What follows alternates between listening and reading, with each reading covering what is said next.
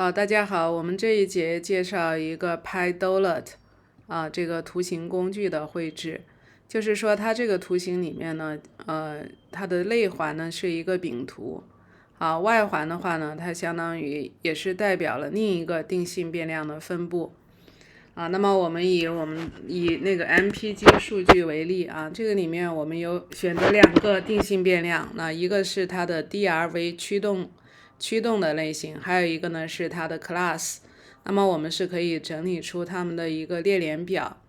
好，接下来呢，我们可以算一下，就是在每一种驱动类型下7种车型的分布所以说可以把这个表格把它 pipe 到 prop 点 table 函数里。这个 margin 等于1的意思就是说用来算行的百分比。然后我们把它最后结果呢保留3位小数。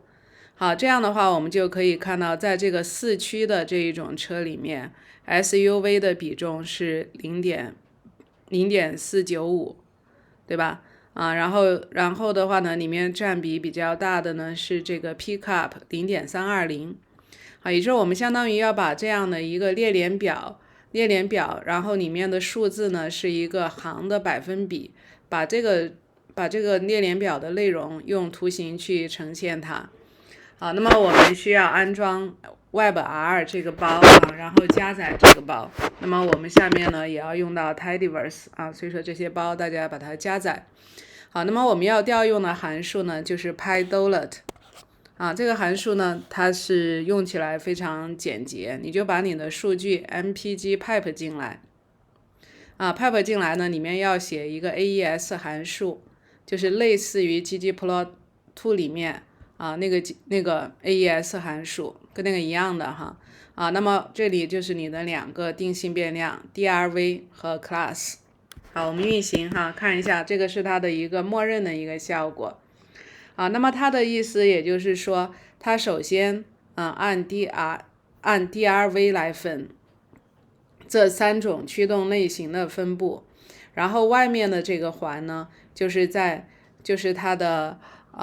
7种车型就是它先分3组然后在每个驱动类型下又划分成7个组别，这样一个过程。好，这个是它一个默认的效果下面我们讲一下它里面一些参数细节的设置。那我们把它的帮助功能打开，就是你的光标停留在这个函数名称上如果你是 Windows 电脑按 F1，如果你是 Mac 电脑呢，那就按 FN 加 F1 就可以把它的帮助调出来。现在我们可以看一下那么里面有一个我觉得比较常用的，就是它的这个图像上这3个环的大小你是可以自己定义一下。R0控制的就是最里面这个白色的圆形的半径， R1 呢就是第2层环的半径， R2 呢就是 0.9 所以说你可以看一下我这个设置就是这样。你如果修改一下呢，你如果把 R0 调得更大一点呢，那最里面这层环就会大一点你自己可以慢慢去试它的这个效果，对吧？那么我们把这个中间层设为 0.6， 好，就这个样子吧。好，那么其他的参数项呢，再一个呢就是 PyLabel Size， 就是它的这个饼图内环这一层它的字体的大小。现在我设的是3号如果你把它再改大一点，那 3.5 它会更大一点，或者呢给它改成 2.5就是这样去调。好，那么这个 Donut 就是它外面这个甜甜圈这一层最外层它的标签的大小现在是 1.5， 对吧？你如果想让它稍微大一点，改成2的话，它可能这个就这样子所以说你可以根据你的这个效果自己调一下那么再就是它的这个标签的位置目前它是0，它就写在这个环中间那么它默认是写在哪儿的呢？默认它是写在这个环的外侧所以说这个你如果想让它放在环上面那就是 neighbor position 等于0。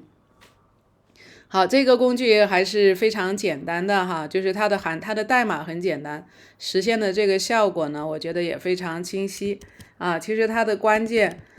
就是你这个 AES 函数里面啊，假如我们这个 DRV 和 class 的顺序换一下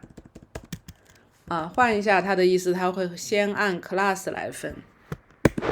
啊，所以说你可以看到哈。它的类环，你看它就是7个 class 的7种类型，然后在这个里面，我们可以看到 SUV 里它的4区占到了82%，